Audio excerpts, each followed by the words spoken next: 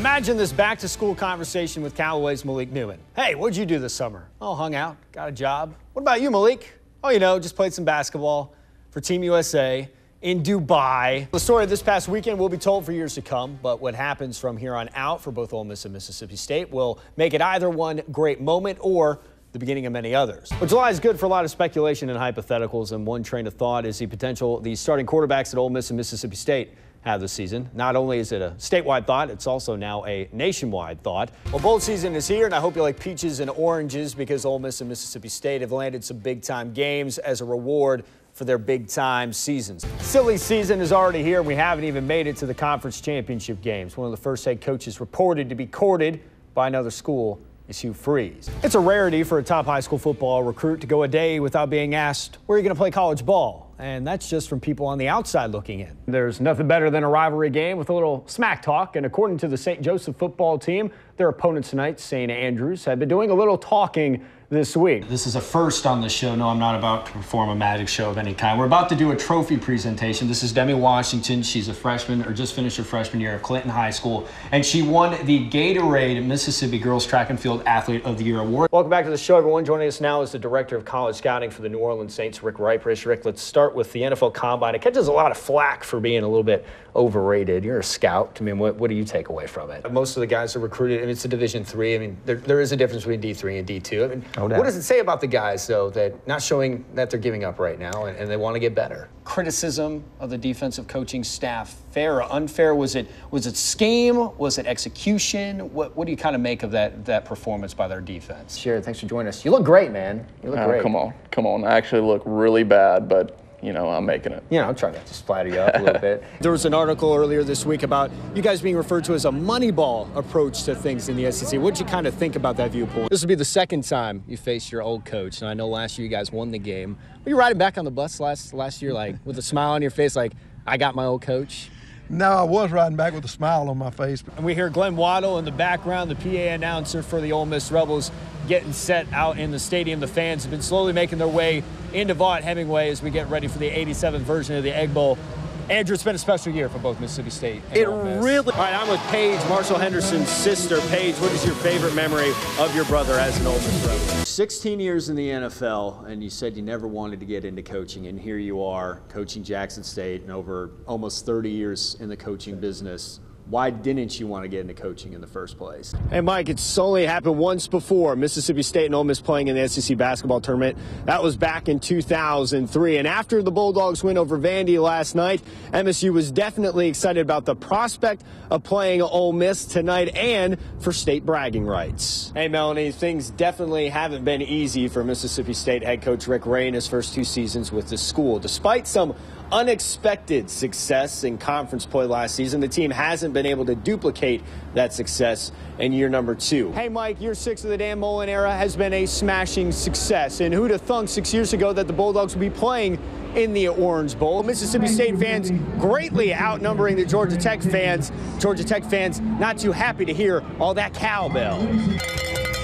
Simple is a word to describe this Georgia Tech offense. The Yellow Jackets don't have a fancy offense with multiple plays and formations. Instead, it's pretty simple smash mouth football. Hello from Vicksburg for the second time in 3 weeks for dodging raindrops and lightning strikes for high school football here in Mississippi. LSU head coach Les Miles is entering his 10th season with the program. It's a milestone he calls wonderful, but at the same time, it makes you wonder if he has anything he likes to do outside of football, considering the time requirements that go along with his job. I asked him that question. His answer, he says he hasn't been very good at that. And there hasn't been much hoopla around these media days so far this year. Johnny Manziel is gone. A.J. McCarron is gone. Jadeveon Clowney is gone. The most drama today were the expectations of Mississippi State and why they think they can make a run at the SEC West title. Use Channel 12 at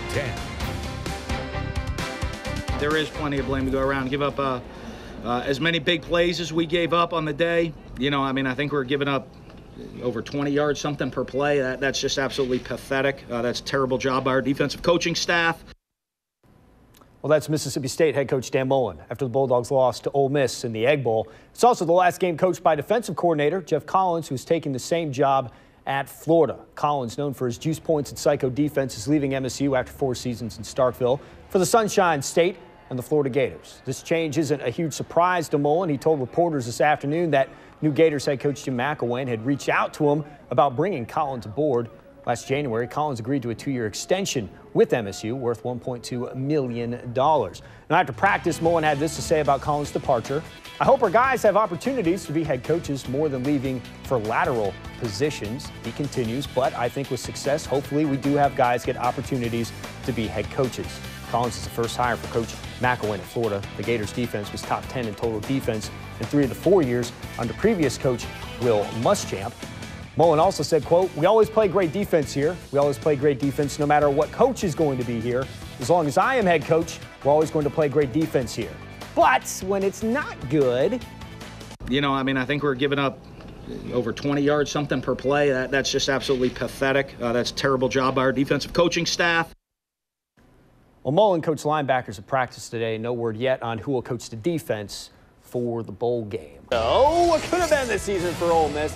Let's go to Oxford yesterday, get another chance to win a big game, hosting second-ranked Florida, the team they beat in the SEC championship game a year ago in Nashville. Marcel Henderson was hot early. First half, Rebels trailed by 6. Now the deficit's 2 and 1 on the 3, 24-22 Gators. Next possession, the steal. Henderson dunks it. He's fired up, and the game's tied at 24. He had 22 points in the first half, but put up a goose egg in the second, and Florida had a barrage of threes to help stem the Henderson tide. They had 8 in the first half, and it was 42 all at halftime. To the second half, Jarvis Summers stepping up big time. The nice touch on this basket makes it 47-46. He had 20 points, but he also had some big turnovers. Pocket gets picked right here on the fast break, meaning Florida has the advantage on the other end with Patrick Young. You're not stopping that. He's a specimen. 61-59 Gators. Ole Miss goes cold late in the second half, and they lose another close one, 75-71. Well, in a little over a week, Special Olympics athletes from all over Mississippi will leave for the national games in New Jersey.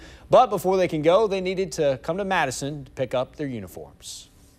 Your athlete that's in track and field. Today is uniform fitting day at the Special Olympics office in Madison. Yeah, it's a little hectic. We're trying to trying them on, make sure everything fit. Terry Chenal is the Mississippi Special Olympics Program Director. He began working with the organization as a college volunteer in 1978. I love to watch them grow and develop, and watch their personalities, everything about them just grow. Not only just the sporting events, but what it does for their self-esteem. Those are just right for track. Okay. Athletes from all over the state were checking in and getting their gear before the games begin June 14th in New Jersey. Who's the strongest one in here? Me. Ben Mangum is one of the 49 athletes representing Mississippi this year. I want to do my best and win the gold. I want to do what I got to for this team. His sport, along with teammate Pat Chapman, is bocce. I did this because I want to be in the Special Olympics. I love my sports. I do what they asked me to do. This is what I need to do. This is what I love sports. Ben and Pat, Let me see your game face. Game play, Pat. Game play. are both from Oxford.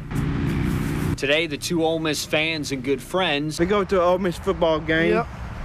Football, basketball, and baseball. are showing us the basics of bocce in the yard in front of the office. Get out here. And even though they're aiming to knock off the competition, they hit the purpose of all of this out of the park. I like how I compete against people and get to make friends and stuff. What a lovely story. Thanks. Ben and Pat are huge Ole Miss baseball fans, as they know, so they're pretty excited about the Rebels right now. I bet.